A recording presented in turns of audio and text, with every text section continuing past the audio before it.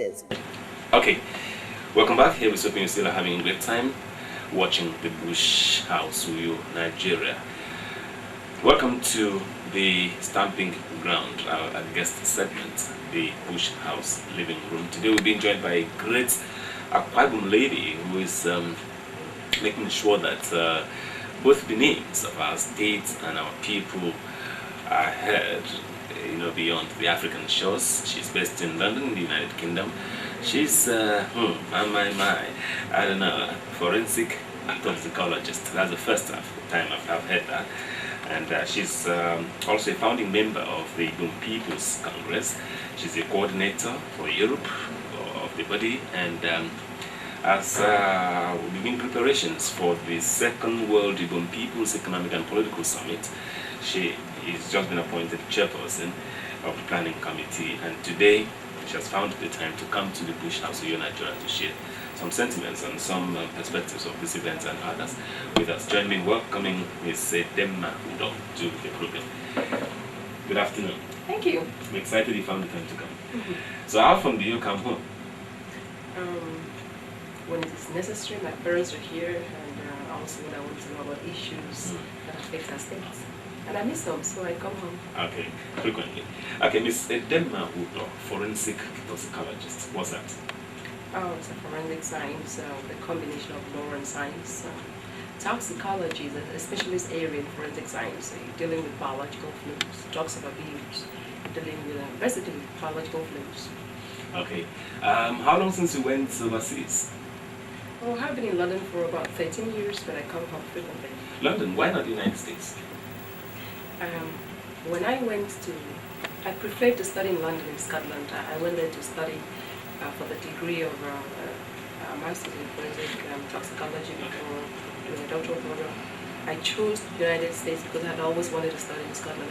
United Kingdom. You chose United Kingdom. Yeah. United Kingdom, not United States. United Kingdom, Okay. but in Scotland. Oh, yes.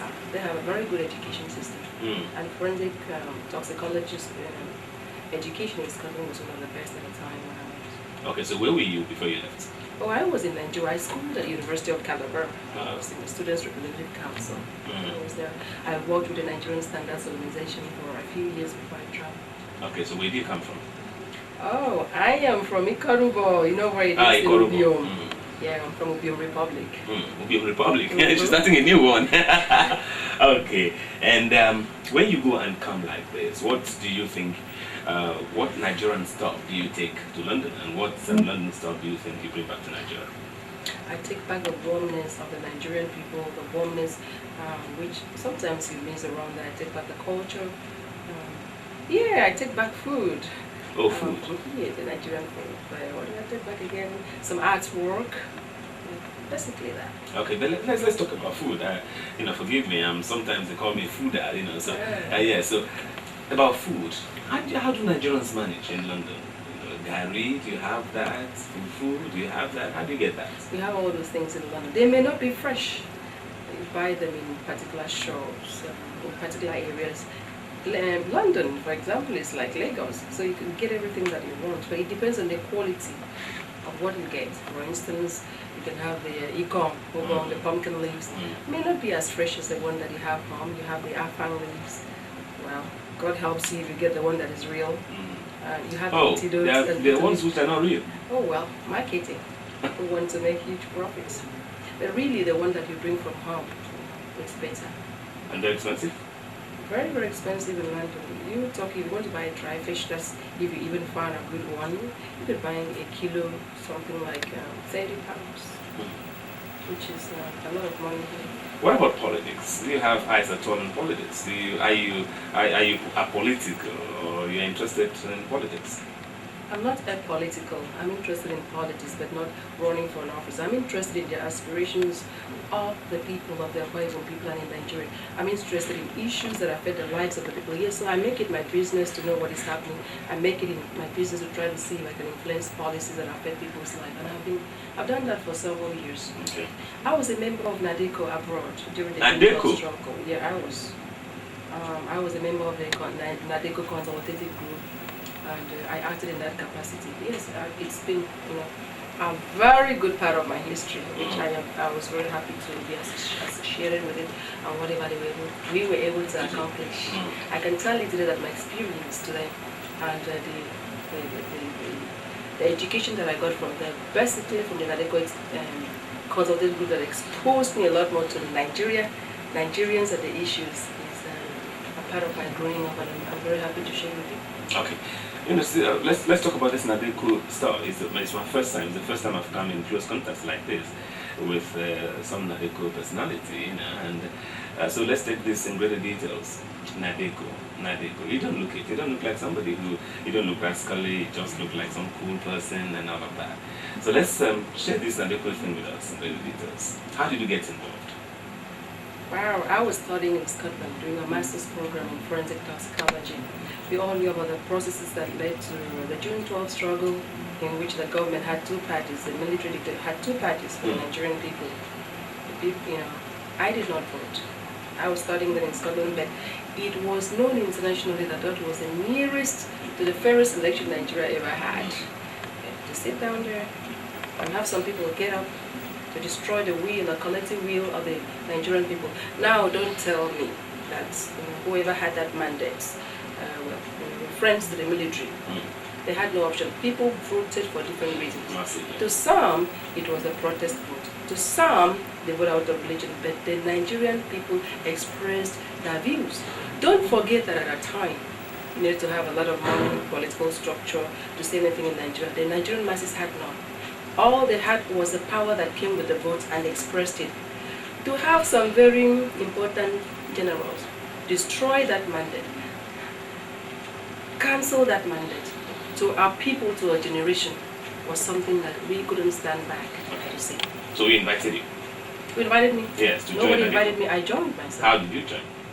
I looked for structures outside that was close to me that I could use, to also advocate and press for that election to be announced, to be denounced. I found out that Nadeko was in London already, so I joined forces from Niger Delta platforms, from other platforms and NGOs. What exactly did you do? Oh, about educating the international community on the issues, educating the organizations that mattered on the need for that election to be, that collective will of the Nigerian people to be respected. I told them my background. I was a student union activist in the University of Calabar, a member of the Students Representative Council. I had a lot of information and knowledge about Nigeria. I was proud to be one. Educating people, organizing events that brought out the real issues, telling people about Nigeria and what this can do to Nigeria. We travel around Europe, travel around the world to tell the governments about the issues that were at hand at a time. Then you know that the government at that time had a very strong propaganda machinery. So it was on us as individuals. We didn't have the money, the time to use that time and whatever we had to, also from organizations, to counteract those negative things, those lies that they were telling the international community. Why did we do that? We had a future. I had no other future. The Nigerian people don't have a future except in Nigeria. We had a destiny to protect. And we knew what was going to do to the psyche of the Nigerian population. And we knew that we were out there in a safe environment. We could press hard for them. That's what we did. Did you face any danger? Did you come to any harm? Oh, I had to change my house 3 times because you know how Abacha was, the late General Abacha was, he was after everybody. We were out there on the streets of London protesting. We were going into foreign offices. We were looking for everything that we can do. Some people took part in the Radio Kudu. I don't know, did you used to listen to Radio Kudu, right? Oh, sure. I was in Cameroon at the time and I enjoyed it. Oh, you did? Oh, there was a particular lady. Her name was Ibom Udoh. Yes. Yeah, who used to speak Ibom. Yes. On that radio. That lady happened to be the one sitting with me. That was my radio name then. So we did all those stuff. So if I refer to you now, there won't be any crisis, would there? there? No, I don't think she would like you. Lady Udoh. I don't think she would like that. But that was a radio name at the time for security reasons. So what did we do? We used every structure that we had to educate the people on even the dangers that were involved. To educate the masses, to give the masses of the Nigerian people that there were people that were working for them. to tell the international community that there was a difference between the Nigerian government and the Nigerian people. To tell the international community what the Nigerian people were saying, that which was different from what the Nigerian government was doing. There were a lot of dangers. That means you had to know what you were doing, you had to know people that you were associating with. It's totally disturbed your whole life. It disturbed your businesses. I mean, I remember when those that came from Nigeria in exile, they were, sent away, for various reasons, were out there. They lived in such condition that even within where they were in exile, they needed to be very, very careful about what they were doing. You also know that at that time, the military dictatorship sent, killers outside to hunt anybody that happened. Would you say that wasn't true? It was. Oh, but did you come to any form of harm at all? Did you come to any harm? Either closely, you had a close shave or anything? Was any attack? If you want to talk about psychological attack, that was so. If you want to talk about physical attack, we were pretty trained on how to identify things, how to be careful. We were just ordinary Nigerians that wanted things done in our country. We kept the law of the land. We invited the police if we knew that we were under any personal attack. We knew we wouldn't be served if we came into Nigeria, so we avoided not doing those. Some of names of some people on the wanted list. So we knew the things that we do. Yes, personal attack. Wow, many of them did. Sometimes you don't know if you were very close. We just relied on God and we kept away from places that dangers may come to us. But a lot of us out there were very close to serious personal attacks, including death. 7 years after the return of democracy, which it could be said that it was Nadeko that helped to bring back democracy to Nigeria. When you look back, do you think that Nadeko succeeded? Do you think that it was good? You fought the fight that you fought? Micheal Bush, what you are not telling me is what really meant. Did they win the June 12 struggle? The answer is yes, because you saw what came out of it. On what platform did they win the June 12 struggle? The June 12 struggle was won on the minority rights. There was a June 12 issue all over the world, the international community. Okay, these people are one of the same people. Let's see. We try to engage them and see if we can change the way that they are thinking. We see if we can do that. But the only time that the international community took the issue serious was when Ken Sarawewa was slaughtered.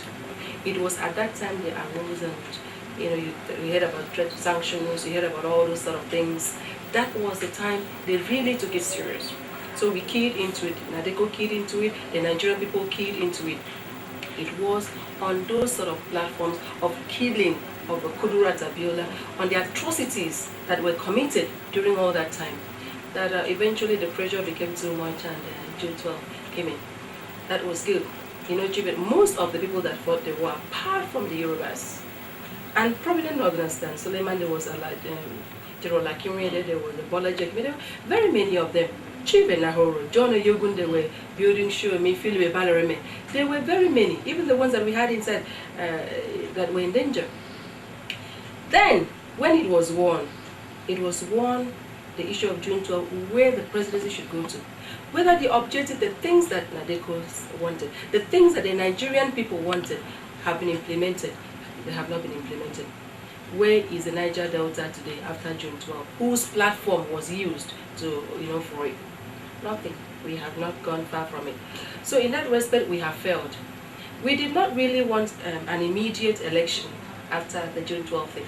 Nigeria had gone through a lot of psychological damage. What Nadeko was saying at a time is that we should form a government of national unity that will come and reconciliate the country, a process of healing. The government of national unity, as we proposed at that time, we were to have representatives, one from each of the zones, geopolitical zones. They form a government of national unity. From there, through maybe some period, a process of healing, a process of reorientation of our people, that was of reconciliation in Nigeria. Then that committee, that government will now come and now arrange a proper election for Nigeria that will restructure Nigeria, and there will be a proper election. Okay. That wasn't done, so we failed in that direction. Yeah, we really failed. Did we have a government ready to take over should anything happen right. at a time? We had an alternative, but we were not very ready, so that They asked us for no. We knew the things we wanted to do, but we were not very ready when Abacha went. If we were ready, maybe. Did we have the structure to properly install a government at that time? No, we did not. We fought against odds. We fought against so many things. And the people were tired after several years. These were men who lived in the comfort of their homes. And then suddenly they are in exile, just basically, almost begging, to be eating. They were tired, they wanted to go back. Yeah, so I think we failed. Okay. But one area, just as you raised a moment ago, especially that area that one area that I'm sure that Naliko did not fail, and could not have failed, was the radio Kudirat. And tell us, where was this station located? Oh, I have no idea where it was located, but I know it was located somewhere. I know that the Nigerian people really wanted to. I don't think the Nigerian people wanted to know where they were, but the military dictatorship of Abacha and Mustafa, they really wanted to know. Could it have been a mobile station? Could it have been a mobile station because you were a broadcaster and there you are, you didn't know where the station was located? Maybe it was in heaven. I do not know. Maybe, I used to hear that they broadcast from Nigeria. I used to see some other time they were in Abuja. Sometimes they did broadcast from Aso Rock. Are you foreseeing a situation in future when we could go back to Naliko? That's why you're not coming out with these details. I'm not coming out with these details. Did I tell you I knew where it was? No, I'm just wondering how. If you ask me about the NT, Nigeria has not changed. Okay. We have had a seeming democracy that was arranged and packaged. That is why we are still having problems. That is why we are still fighting. That's why we have not moved forward. I will tell you, to the best of my knowledge, that to really talk about the true story of the June 12 struggle, I don't think anybody's going to be able to say that because their place is not served. The major players in Abacha's regime are still in power.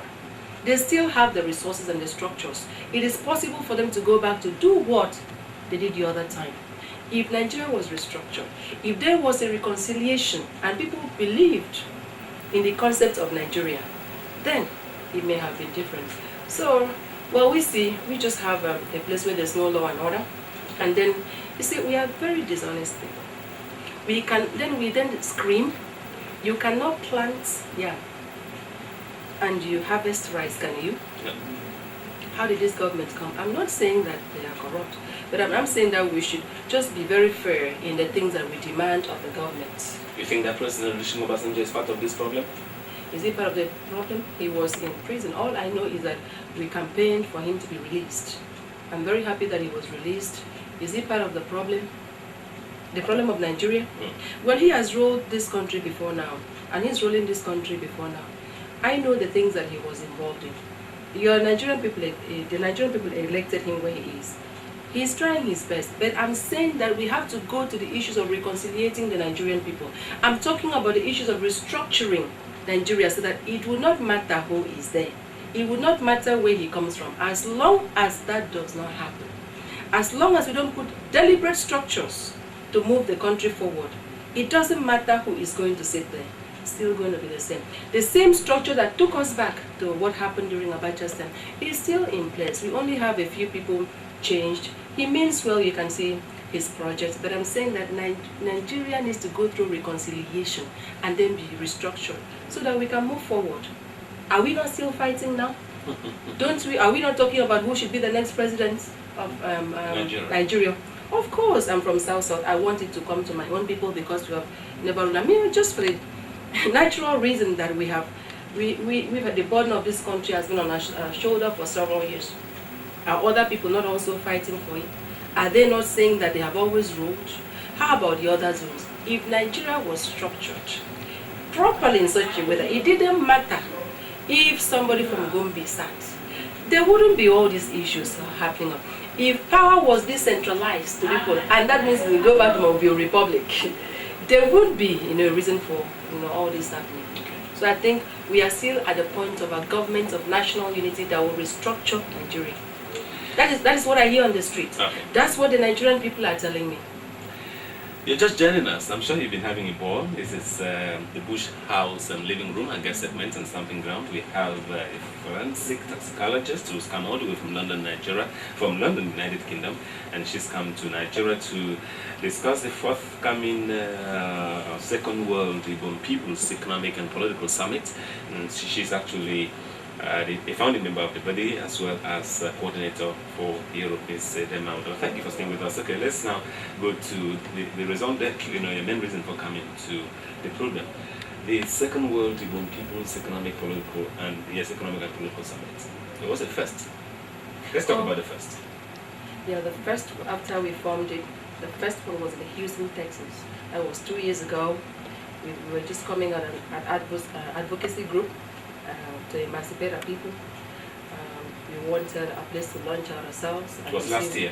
2 years ago. 2 years in Texas, okay. Houston, Texas. Okay. We wanted to be able to tell the people who we are. And really, we are an advocacy group to promote socio-political fairness in Akwa Ibom State. Why did Ibom People's Congress come up? The background is really that we are looking around after all these problems in June 12 and being that we have been, we hear about what Afenifere is doing and such structures and platforms and what they are doing for our people. And we said, is there any platform like that people sit down to think about us and how we can move as a people and always have to win, yes, because that would be good. Then we said, why are we backward? Why are things just not going the same way? In struggles that would involve our people, why do we not see a lot of our people in it? Well, you see the Afeniferes. They want to go to war for the Yoruba people. They plan to win. They plan to win big. They plan it in such a way that if they lose, they still win. Oh, that is political sophistication. What happened to our own people?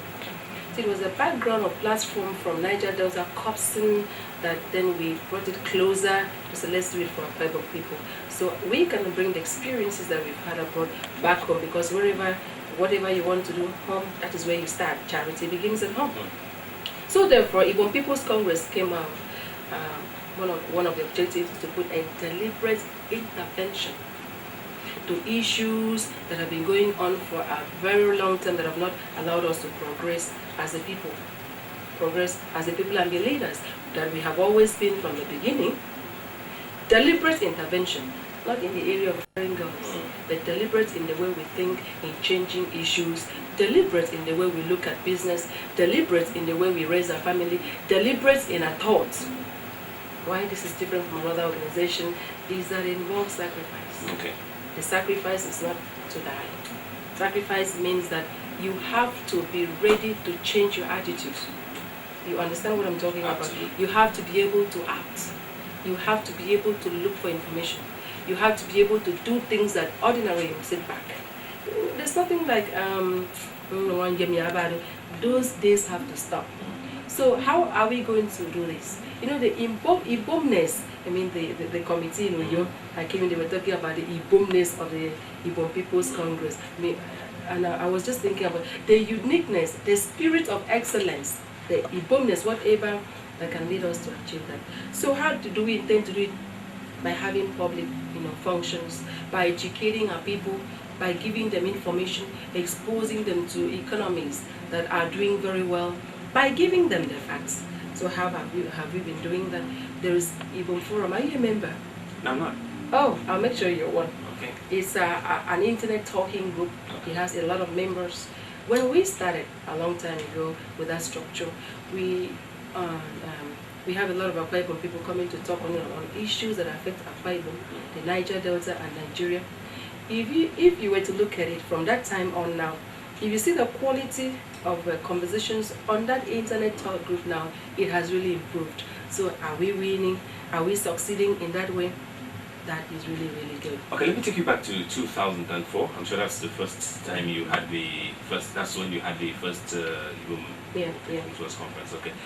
I don't know, 2 years on, what do you think? How successful do you think you've been, especially vis-a-vis the first World Ibom People's Political and Economic It's been very successful because people came to know Ibom People's Congress as different from other organizations that just come up. Ibom People's Congress is not a political organization, it's not a cultural organization. When we had economic packages, we had foreign investors that came to speak to our people and came with programs that exposed the business community. Even the state government was so impressed that they sent a delegation to that conference that was headed by Professor Akwa. General Akwa was also there. The Honorable Commissioner for Finance was also at that instance. That it was a highly very successful thing because now we were discussing our issues, our politics, economy, our people. We came out with a communique at that time, and the state government, because it was very useful, invited the officials to come and present that communique to the state executive and business community. That was done. The state government learned from that community. They picked on things from that community and they have used it. It has been very, very successful. Now we have the forum is so large. Now you see that people are more enlightened on issues of governance, on issues of ourselves and identity. Yeah. And for business, a lot of people had got into business associations and collaborations and partnerships. I think it was Governor Victor, still on the same platform, who first mentioned this Ibom Forum to me and said that people had gone there to castigate his government, to abuse him, say some things and all of that. What is Ibom Forum all about?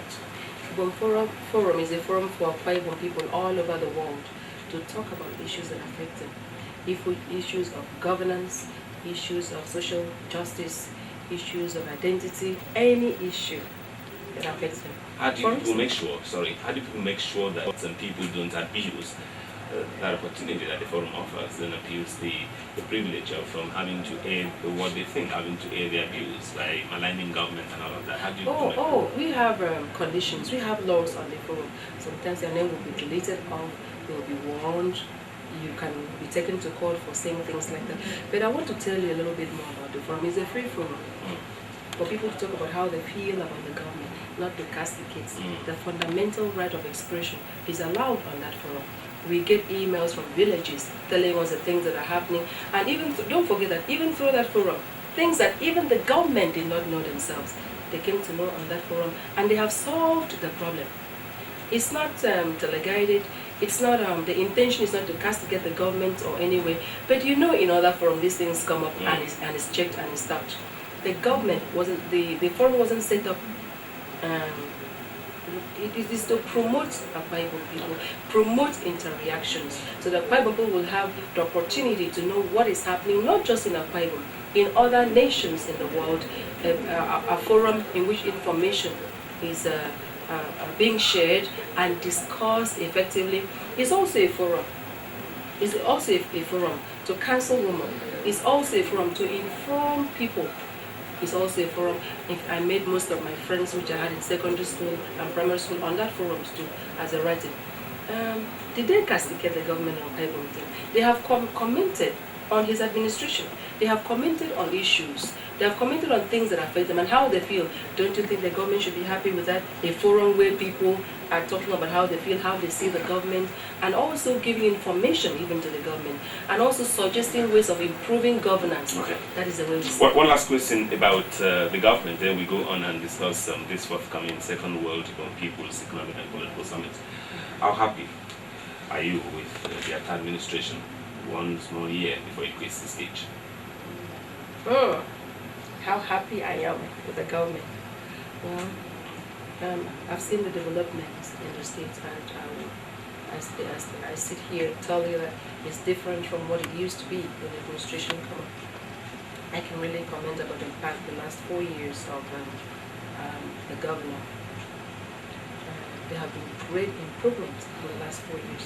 One need to talk about governance, one need to talk about Governor Ta as a person, and so there have been a lot of improvements. The roads are being done, things are getting better. This is a gradual process. I think you build up every day. There's just a change. Okay, then finally, the Second World People's Economic and Political Summit. Let's get the final details, the schedule, the date, the time, the venue. Yes.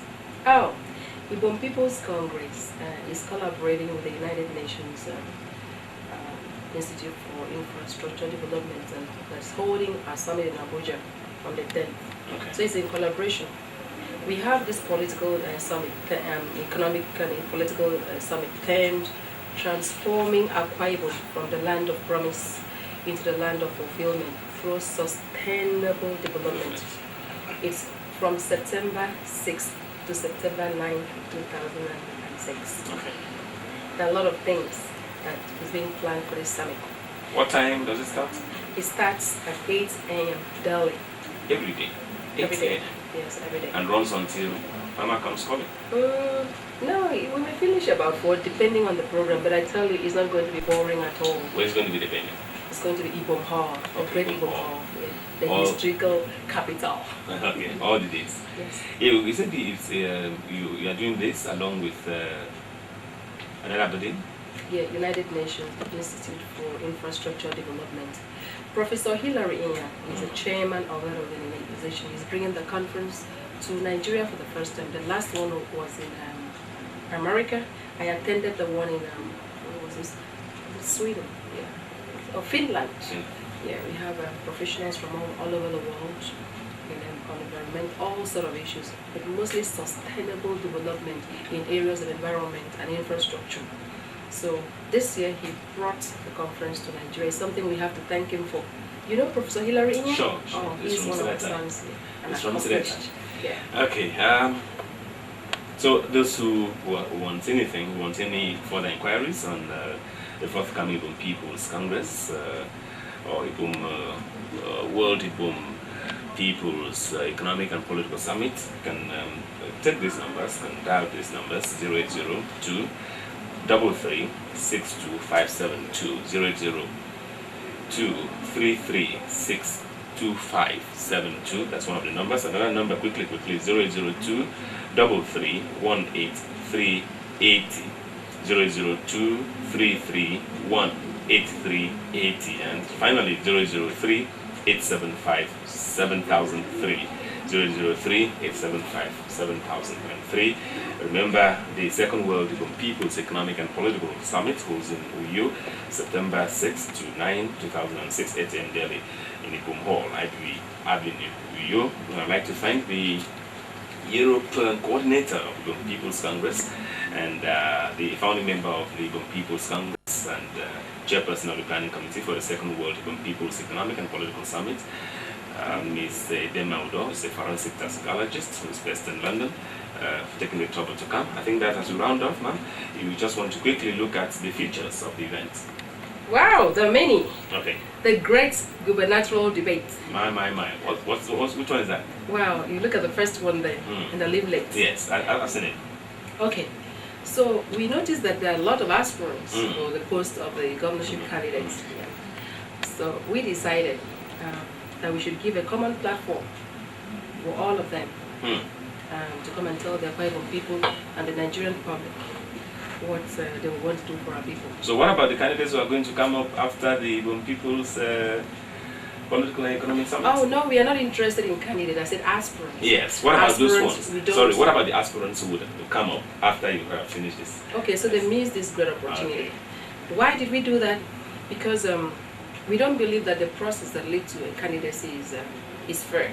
So we're just giving a flat for people to hear. Yeah, we're giving them a neutral platform for the rich, the poor, those with political structures, those without political structures, those with godfathers, those without godfathers, to be able to meet the electorate, to tell them what they have. We know that by doing this, you know, they have an NTA audience for 3 hours, live televised debate. Why are we doing this? You never know, someone may sit down there somewhere and say, oh, there was somebody that articulated our views very well, maybe we can make him a board chairman or some sort of appointment. So we are showcasing our talents to the national, to Nigeria as a whole. Right. Then it's also a time to educate the electorate here on how they should choose our leaders, what they should look out for. And apart from that, we also want to show that it is possible for you to have different philosophies and have different programs. Talk to them and still be able to sit down to have a meal. That it should be encouraged. This is the first time this is happening in Akwa Ibom, and it's going to be a very good debate. We have other things, that we are going to have a town hall meeting between the elected and the electorate. We are expecting the local government chairman to come and have an interaction with the electorate, like Arafe. You sit there and say, Bobadia, how did you get on? We hear this on, and it will also be an opportunity for them to meet, one-to-one with Akwa Ibom people, to tell them what they have been trying to do, what they haven't been able to, the problems. So it's that sort of a thing. There are lots of programs here.